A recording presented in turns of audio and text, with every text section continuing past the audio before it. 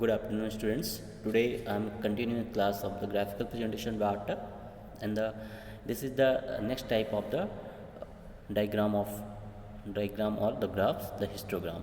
It is the most commonly used of graphical presentation of the group frequency distributions.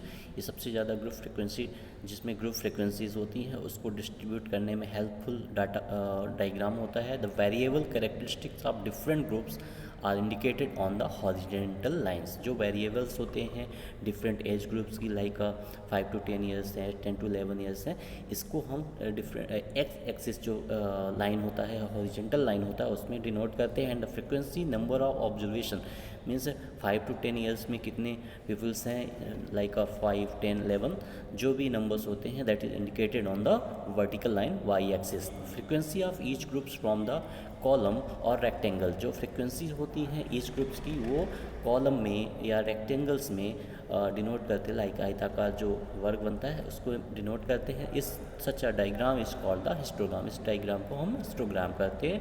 There are area rectangle is proportional to frequency of the correspondent classes. जो area होती है rectangles की ये proportional frequencies होती हैं, एक correspondence होती हैं, या कह सकते हैं एक समान इक्वल होनी चाहिए. And class intervals total area of the histogram is proportionate. जो क्लास एरिया होती है फ्रिक्वेंसीज की वो एक अनुपात में एक सिमिलर होनी चाहिए to the frequency to all class intervals. Now the histogram may be drawn by using following steps.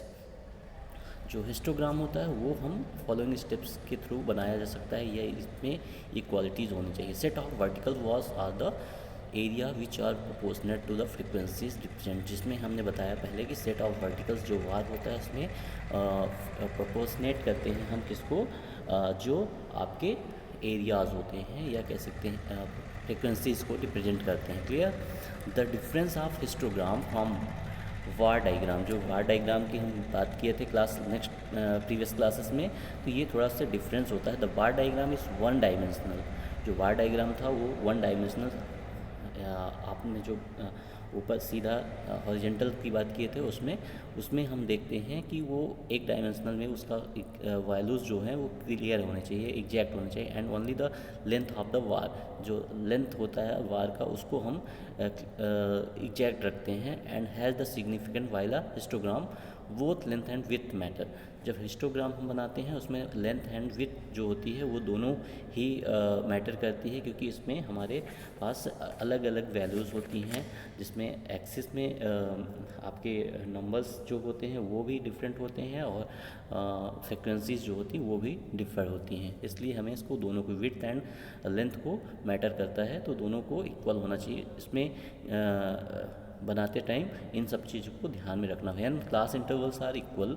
अगर क्लास इंटरवल्स इक्वल है, frequency is taken one on y axis, तो फ्रिक्वेंसीज को हम वाई एक्सिस में रखते हैं. And variables on x axis. जो variables होते हैं वो उसको एक्स एक्सिस में. And adjacent rectangle are constructed. फिर हम जो रेक्टेंगल्स होता है उसको हम बना देते हैं. When the class intervals are inequal. अगर क्लास इंटरवल्स अनइक्वल है, उसके बीच में जो गैप्स हैं या डाटाज हैं वो अनइक्वल हैं, and correct for the unequal classes interval must be made. फिर इसको हम पहले क्लास इंटरवल्स को करेक्ट करते हैं, फिर उसके बाद हम उस डायग्राम को या हिस्टोग्राम को मेड करते हैं. Okay. The following frequency distribution represented graphical in the form of the histogram. आप ये देख सकते हैं नंबर ऑफ एज ग्रुप्स हैं जो कि हम 15 to 20 ईयर्स हैं, 20 to 50, 25 ईयर्स. जो मैंने कहा था कि हॉरिजेंटल जो एक्सिस होता है, एक्स एक्सिस होता है, हॉरिजेंटल लाइन होता है, उसमें हम इनको रखते हैं 15 to 20, 20 to 25. And number of males 15 to 20 years में कितने पीपल्स हैं वो ये डिनोट करता है. Here we are taken from classes boundaries along the horizontal axis and frequency along with the vertical axis, जैसा कि मैंने बताया. From the data source above the histogram drawn with the presentation in figure 3.1. This figure you can see here. ये आप देख सकते हैं, ये हो गया फ्रिक्वेंसी. नंबर ऑफ मेल्स, कितने मेल्स हैं, 10, 20, 30, 40, 50. एंड ये है आपका एज इन ईयर 0 to 15. तो 15 to 20 ईयर्स के कितने लोग हैं ये अपन डिनोट करें. फिर 20 to 25 ईयर्स के, और ये मान लो जैसे एग्जांपल में दिया था 15 to 20 ईयर्स के पीपल्स हैं जो कि 15 है, तो अपन 10 to 20 के बीच में ये जो एरिया है ये कहलाएगा 15, तो इसके अकॉर्डिंग ये बार यहाँ तक आता है। तो ये लाइन भी इसकी एग्जैक्ट होनी चाहिए, और ये मीन्स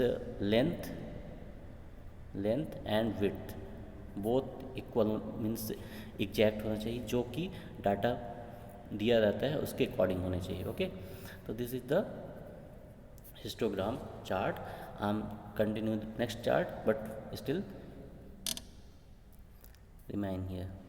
Okay, thank you.